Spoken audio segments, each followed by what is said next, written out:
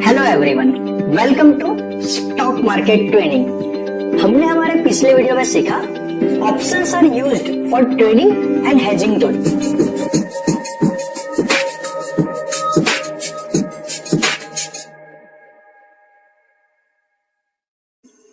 Our today's topic is technical analysis options part 2, in which we will cover call and put, expiry and settlement. Now options आप दो तरीके से कर सकते हो, कॉल एंड पुट को बाय या तो सेल करते हैं। तो सबसे पहले हम समझते हैं कॉल एंड पुट ऑप्शंस होते क्या है और दोनों का डिफरेंस क्या होता है। जो हमने पिछले एग्जांपल में डिस्कस किया था वो कॉल टाइप का ऑप्शन था। जैसा हमने डिस्कस किया था इंडिया 100 रन से ऊपर बनाएगा या नहीं बनाएगा, वो कॉल ऑप्शन था। अगर हम रियल एग्जांपल लेके चले, निफ्टी की बात करें तो निफ्टी करंटली चल रहा है 1200-900 के आसपास।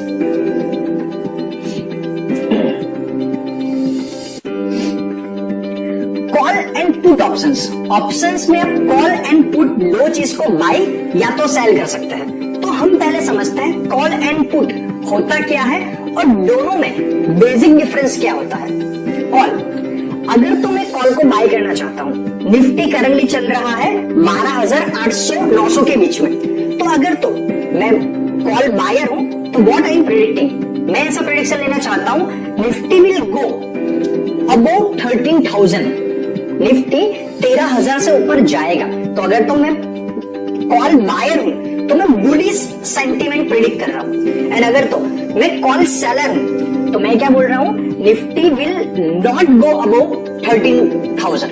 जब भी बात अबव की आती है कि इस प्राइस से ऊपर जाएगा या इस प्राइस के ऊपर नहीं जाएगा, वो हो गया कॉल। जो कॉल सेलर है वो बियरिश टाइप का मार्केट एक्सपेक्ट कर रहा है। पुट में क्या होता है, अगर बात करें पुट की तो पुट बायर क्या प्रेडिक्शन लेगा, निफ्टी विल गो बिलो 1300।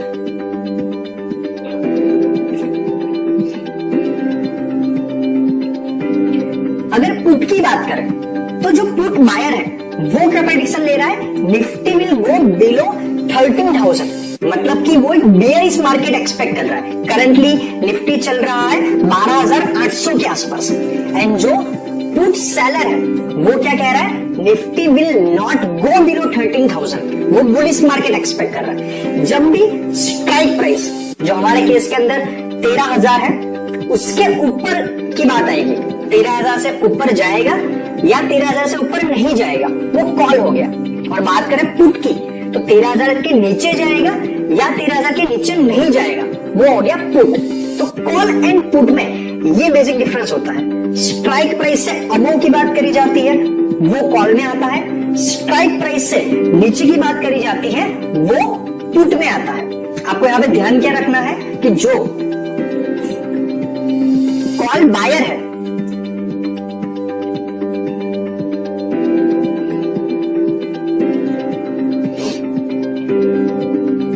आपको यहां पे ध्यान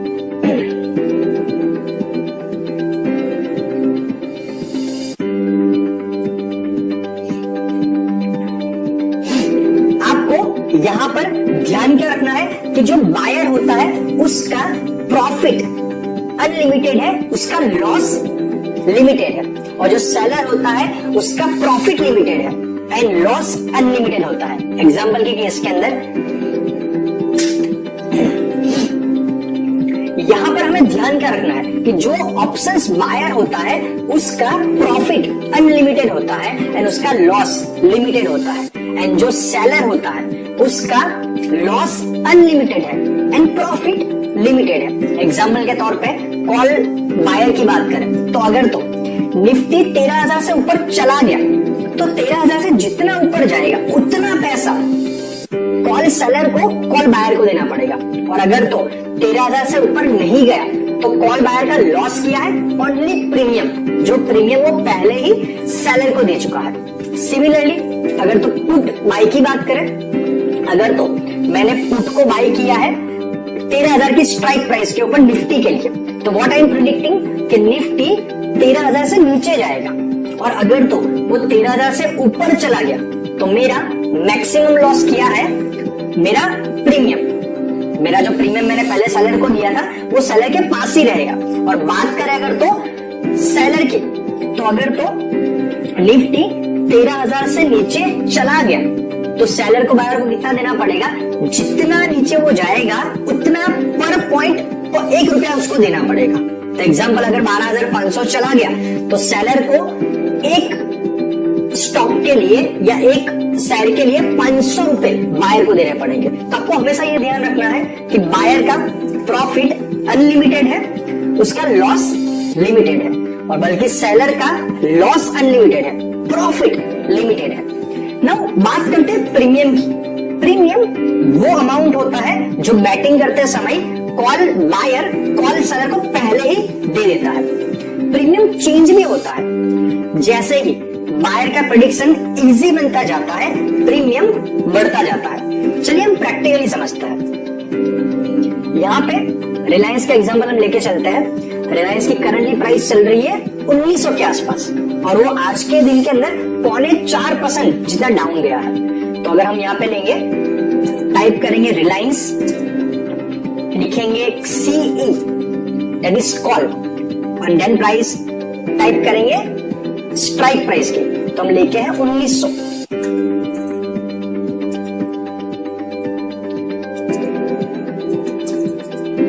अगर तो कॉल को बाय करने की बात करें तो रिलायंस के एक लॉट में 505 आते हैं शेयर्स, एक की प्राइस है 0.05, तो उसका प्रीमियम हो गया 25.25।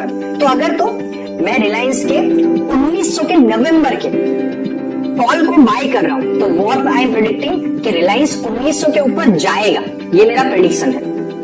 तो अगर मैं यहाँ पे इसको बाय कर लूंगा तो मुझे प्रीमियम के तौर पे देने पड़ेंगे 25.25 रुपीज। और अगर तो 1900 के ऊपर नहीं गया, सेटलमेंट के ऊपर, एक्सपायरी के ऊपर, तो मेरा मैक्सिमम लॉस क्या है 25.25। और अगर तो 1900 के ऊपर चला गया तो जितना 1900 के अब जाएगा उतना पैसा मुझे सेलर देगा। तो अगर हम यहाँ पे इसको ऐड करेंगे,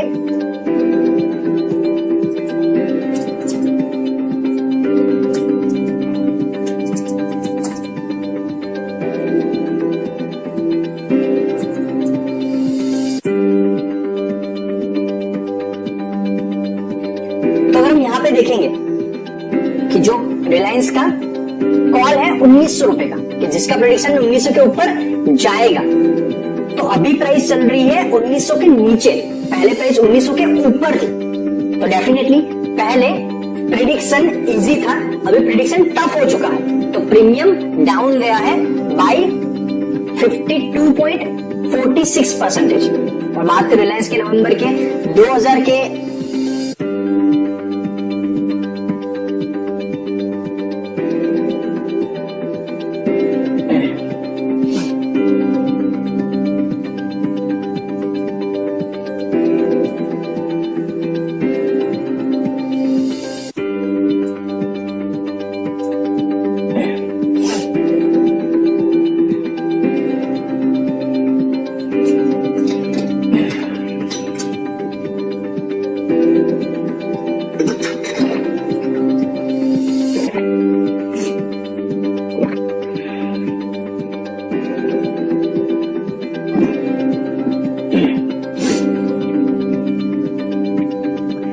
इसको प्रैक्टिकली समझते हैं। यहां पर मैंने रिलायंस का चार्ट ओपन किया है।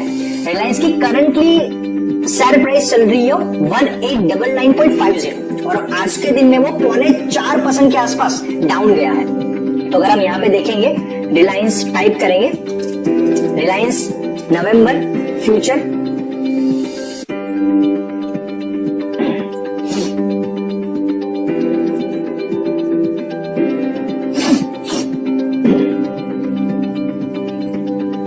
चलिए इस टॉपिक को हम प्रैक्टिकली समझते हैं। मैंने यहाँ पे रिलायंस का चार्ट ओपन किया है। रिलायंस की करंट मार्केट प्राइस है 1899.50, और आज के दिन में वो 4.25% के आसपास डाउन गया है। अगर मैं यहाँ पे प्राइस टाइप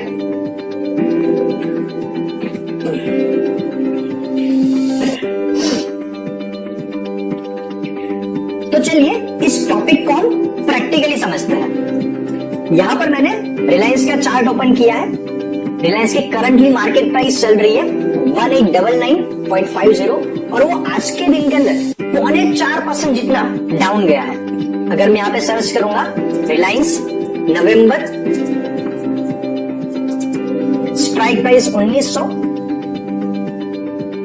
कॉल को मैं बाय करने की बात करूंगा तो कॉल को बाय करने के लिए मुझे प्रीमियम देना पड़ेगा अप्रोक्सीमेटली 45 पर शेयर और एक लॉट के अंदर 505 स्टॉक्स आते हैं तो अप्रोक्सीमेटली 22,725 और डेफिनेटली 1900 के ऊपर जाएगा। पहले 1900 के ऊपर ही प्राइस थी तो अभी 1800 प्राइस।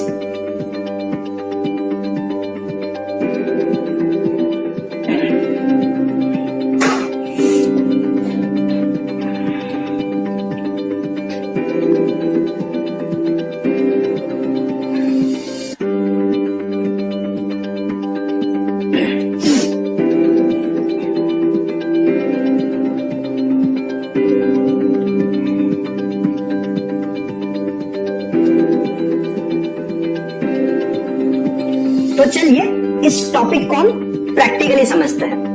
मैंने यहाँ पे जीरोधा के अंदर रिलायंस का चार्ट ओपन किया है। रिलायंस की शेयर की करंट प्राइस चल रही है 1899.50 और आज के दिन के अंदर वो 4.25% के आसपास डाउन गया है। तो चलिए एग्जांपल लेके चलते हैं। मैं टाइप करूंगा यहाँ पे रिलायंस नवंबर 2000 कॉल, हम कॉल और 2200 के कॉल को बाय करने की बात करते हैं। तो यहाँ पे ध्यान से देखेंगे तो पहले प्राइस 2000 के नजदीक थी तो डेफिनेटली प्रिडिक्शन करना आसान था तो प्रीमियम ज्यादा था। अभी प्राइस 4.25% डाउन आ चुकी है तो प्राइस 4.25% डाउन आई तो 2000 के कॉल को अगर आप बाय करना चाहते हो, कॉल को बाय करने का मतलब क्या होता है, यू आर प्रिडिक्टिंग कि रिलायंस एक्सपायरी तक 2000 के ऊपर जाएगा। लेकिन यहाँ पे थोड़ी और प्राइस डाउन आ गई, प्रिडिक्शन डिफिकल्ट बन गया तो प्रीमियम भी इतने परसेंट से कम हो गया। आज उसका प्रीमियम 64.61% से डाउन गया है। बात करें 2200 की तो सिमिलरली जब प्राइस 1900 से ऊपर होगी तो प्रिडिक्शन करना आसान था, अभी 1900 के नीचे आ चुकी है, प्रिडिक्शन करना टफ है। अगर आप 2200 के कॉल को बाय करते हो इसका मतलब है कि यू आर प्रिडिक्टिंग कि एक्सपायरी जो भी 26 नवंबर को है 4 दिन के बाद तब तक रिलायंस की प्राइस 2200 के ऊपर जाएगी जिसके चांस करंटली बहुत कम लग रहे हैं। सिमिलरली अगर हम पुट की बात करें रिलायंस नवंबर 1800 पुट तो उसका प्रीमियम बढ़ा है 150% से। जो पुट का बायर था वो क्या प्रेडिक्ट कर रहा था कि 1800 के नीचे जाएगा तो डेफिनेटली प्राइस आज 4.25% डाउन गई है तो उनका प्रेडिक्शन और इजी हो गया है। जब प्राइस 1950 होती है तब प्रेडिक्ट करना कि 1800 के नीचे जाएगा तो उसके लिए उसको 150 पॉइंट डाउन आना पड़ेगा। लेकिन जब वो 1900 की प्राइस पे ऐसा प्रेडिक्ट करता है कि 1800 के नीचे जाएगा तो उसे 100 पॉइंट डाउन आना पड़ेगा। तो प्रेडिक्शन जितना इजी बनता जाएगा प्रीमियम उतना बढ़ता जाएगा एंड प्रेडिक्शन जितना टफ होता जाएगा प्रीमियम उतना कम होता जाएगा। तो अगर हम यहाँ पे बात करें कि एग्जाम्पल के तौर पे अगर तो मैं रिलायंस के 1800 के कॉल को बाय करने का सोच रहा हूं तो मैं क्या प्रेडिक्शन ले रहा हूं कि प्राइस 1800 के ऊपर जाएगी तो मुझे प्रीमियम सामने देना पड़ेगा एक स्टॉक के लिए 118.75। तो यहां पे हम एक बहुत इंपॉर्टेंट चीज समझना चाहते हैं कि क्या प्राइस 1850 चली गई तो क्या मेरा प्रॉफिट है। 99% लोगों को ऐसा लगता है कि जो कॉल बायर होता है वो हमेशा प्रॉफिट करता है और कॉल सेलर हमेशा लॉस करता है, लेकिन यहाँ पे ऐसा नहीं है। समझने की ट्राई कीजिए कि हमने जैसे ही 1800 के कॉल को बाय करेंगे तो उसके साथ ही हमने अप्रोक्सीमेटली इतना रुपए तो दे दिया है 79,431.88 इतना रुपए हमारे अकाउंट में होगा तभी हम रिलायंस के नवंबर के 1800 के कॉल को बाय कर पाएंगे। चलिए ऐसा एग्जांपल लेके चलते हैं कि उसकी प्राइस क्लोज होती है 1850 के ऊपर। तो पहले जो कॉल बायर है उसने इतना अमाउंट तो पे कर ही लिया है तो कॉल बायर का यहाँ पे प्रेडिक्शन सही हो गया क्योंकि वो प्रेडिक्ट कर रहा था कि 1800 के ऊपर जाएगा। प्राइस क्लोज हुई 1850 तो स्ट्राइक प्राइस से 50 ऊपर क्लोज हुई तो कॉल सेलर कॉल बायर को कितना देगा पर स्टॉक 50 रुपीज, तो उसे कितना मिलेगा 505 इंटू 50, वो कितना होता है ये कैलकुलेट कर लेते हैं। वो होता है 50 इंटू 505, दैट इज 25,250। हमने दिया कितना था, कितने रुपए, तो एक्चुअली हमारा लॉस हुआ 54,181.88। भले हमारा प्रेडिक्शन सही हो गया, फिर भी कॉल बायर लॉस के अंदर है। चलिए एग्जांपल लेके समझते हैं कि प्राइस 1900 रही, हमने प्रेडिक्शन लिया है 1800 के ऊपर जाएगा, तो पहले ऑलरेडी हम 79,431.88 तो ले ही चुके हैं, और हमारी स्ट्राइक प्राइस से वो 100 प्राइस अप गई, तो कॉल सेलर एक स्टॉक के उसको 100 रुपए देगा। वैसे 505 होता है एक लॉट के अंदर, तो उसका प्रॉफिट होगा 50,500 जो मिलेंगे कॉल सेलर के द्वारा कॉल बायर को। तो एक्चुअली में उसको प्रॉफिट हुआ या लॉस हुआ, क्योंकि वो पहले 79,431.88 तो रह चुका था, तो भले ही उसका प्रेडिक्शन सही है, फिर भी उसका लॉस हुआ 79,431.88 तो रह चुका था, तो भले ही उसका प्रेडिक्शन सही है, फिर भी उसका लॉस हुआ 29,000 के आसपास। तो यहाँ पे उसके लिए एक ब्रेक इवन कौन सा है, भले ही कॉल बायर का प्रेडिक्शन सही हो, लेकिन अगर तो प्राइस उसकी जो स्ट्राइक प्राइस है और जो प्रीमियम पे कर रहा है, अगर तो इसके ऊपर जाएगी 1918.75 तो ही कॉल बायर प्रॉफिट में होगा। भले ही उसका प्रेडिक्शन सही है, लेकिन अगर तो 1919 से नीचे उसकी प्राइस रहेगी तो कॉल सेलर लॉस में होगा।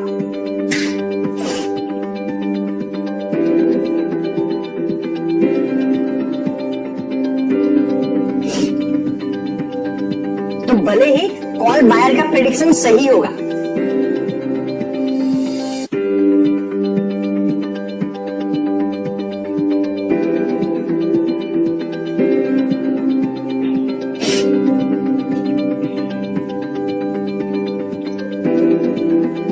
भले ही कॉल बायर का प्रेडिक्शन सही होगा, लेकिन अगर तो प्राइस 1918.75 से ऊपर रहेगी तभी वो प्रॉफिट में होगा। अगर तो उसका प्रेडिक्शन सही है लेकिन प्राइस 1919 के नीचे है, तो कॉल बायर का प्रेडिक्शन सही होने के बावजूद वो लॉस में होगा। तो यहाँ पे समझने की जरूरत क्या है कि उसका ब्रेक इवन कौन सा है। इन दिस केस अगर हम 1800 के कॉल को बाय कर रहे हैं राइट नाउ, तो हम एक स्टॉक के लिए प्रीमियम पे कर रहे हैं 118.75, तो 1800 प्लस 118.75 वो हो गया कॉल बायर के लिए ब्रेक इवन। सिमिलरली अब ये भी समझ सकते हो, हम एग्जांपल लेके चलते हैं कॉल सेलर का। अगर तो मैं कॉल सेलर हूं, तो कॉल सेलर को मुझे हमें पे करना,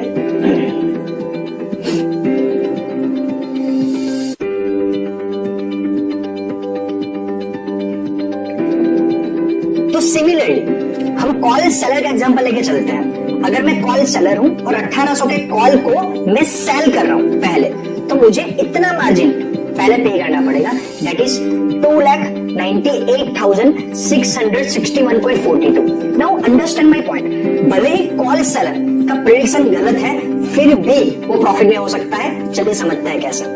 यहाँ पे रिलायंस का नवंबर का 1800 कॉल अगर मैं पहले सेल कर रहा हूं, तो मैं क्या प्रेडिक्शन ले रहा हूं कि प्राइस 1800 के नीचे जाएगी। चलिए एग्जांपल लेके चलता है कि उसकी प्राइस 1900 रही, तो सबसे पहले तो ये जो प्रीमियम है जो कॉल बायर ने पे किया, दैट इज 79,431.88,